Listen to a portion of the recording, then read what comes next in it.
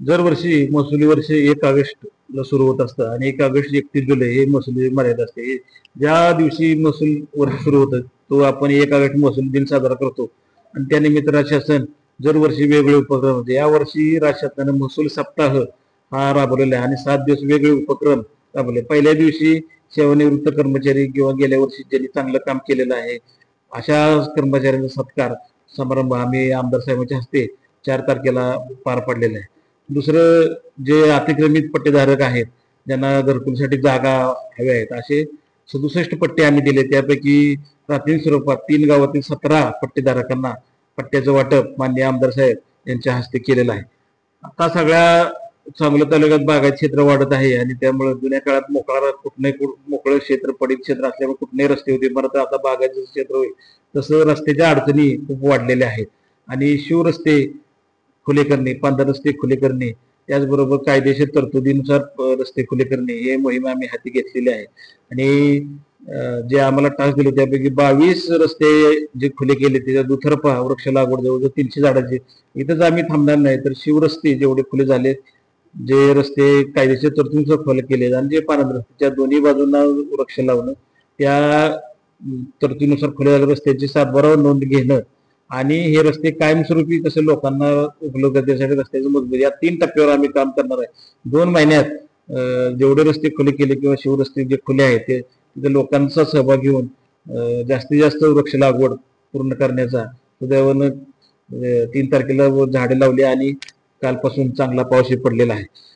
छत्रपती शिवाजी महाराज अभियान म्हणजे महसूल मंडळ स्तरावर शिबिर घेऊन लोकांना जे विविध प्रकारचे उत्पन्न दाखले असतात, जाती दाखले असतात आणि रहिवासी दाखले आहेत, आदिवासी दाखले आहेत, या दाखल्याला अडचणी येऊ नये तिथं एका ठिकाणी सर्व माहिती सेवा केंद्र बोलवून सगळे अर्ज घेऊन तिथंच प्रोसेस करणं. आतापर्यंत सरकारच्या सूचना आहे शासनाच्या की एका वर्षात प्रत्येक महसूल मंडळात 4 झाले आहेत. आता आमचे 3 कॅम्प झालेले आहेत आणि हे कॅम्प आम्ही जवळजवळ 10,000 लाभार्थ्यांना लाभ दिले. त्यामुळं ज्या तक्रारी आहेत त्याचं प्रमाण कमी झालेलं आहे आणि लोकांना वेळेत सुविधा देण्यासाठी मदत झालेली आहे.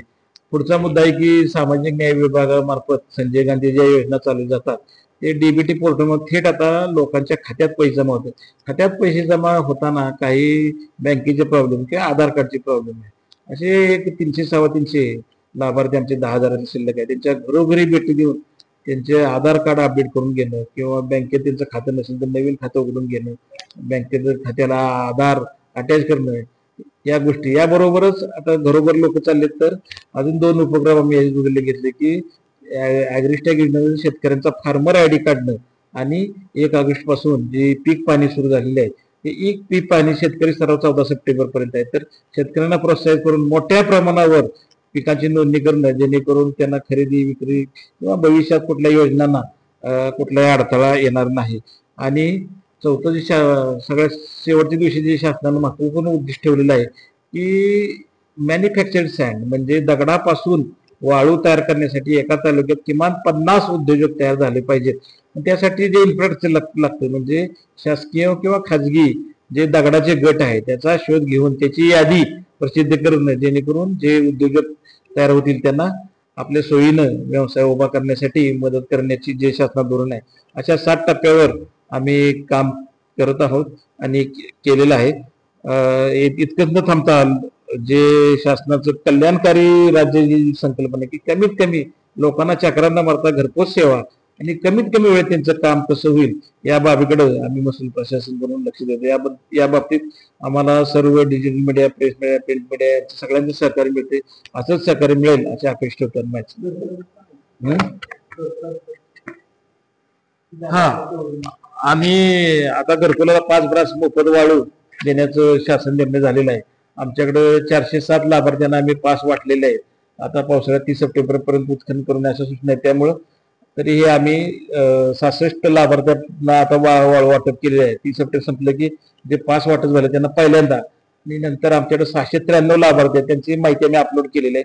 त्यांनाही पास वाटप करून साधारण गावाच्या जवळपास 4-5 किलोमीटर अंतरावरून त्यांना प्रत्येकाला वाळू उपलब्ध होईल यासाठी आम्ही प्रयत्न करत आहोत. आता 2 महिने केले आम्हाला विश्रांती करायला त्यात अजून आम्ही वाळू गट निश्चित करून प्रत्येक घरकुल लाभार्थ्याला त्याच्या 2-3 किलोमीटर किंवा 5 किलोमीटरच्या फेरीत वाळू उपलब्ध होईल असंही प्रयत्न करतो. आणि जे 7,000 घरं आहेत त्या सगळ्यांना वाळू कशी उपलब्ध होईल याचं आम्ही नियोजन केलेलं आहे.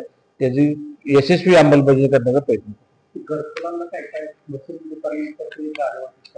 घरकुलाला पंचायत समितीमार्फत ज्यांना जागा नाही त्यात 2-3 प्रकार आहेत. एक पहिला प्रकार म्हणजे जागा आहेत परंतु पुन्हा वडिलांच्या नावावर आहे, चुलत्या नावावर, त्याचं बक्षीसपत्र करून त्या उपलब्ध करून देणं.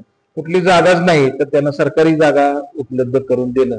तिसरं, सरकारी जागा मिळत नाही आणि त्यांच्या जवळपास नातेवाईक जागा मिळत नाही तरी प्रति गुंठा 50,000 रुपये, प्रति लाभार्थी 50 रुपये शासन मदत देते. तर असे 5-50 लाभार्थी ग्रुप करून त्यांना एक 5-10 गुंठे जमीन यासाठी खरेदी करून देणं, अशा 3 टप्प्यावर आम्ही काम करतो. जेणेकरून येत्या जे शासनाचं धोरण आहे की येत्या वर्षभरात जागे वाचून कोणाचं घरकुल आणलं नाही पाहिजे. आणि शासनाने जे 5 ब्रास वाळू द्यायचं धोरण आणलं नाही. या दोन्ही योजनावर आम्ही काम करत असतो. याची अंमलबजावणी यशस्वी करण्यासाठी पंचायत समिती, नगरपालिकांच्या सोबत घेऊन चांगल्या प्रकारे नियोजनाचा प्रयत्न करतो.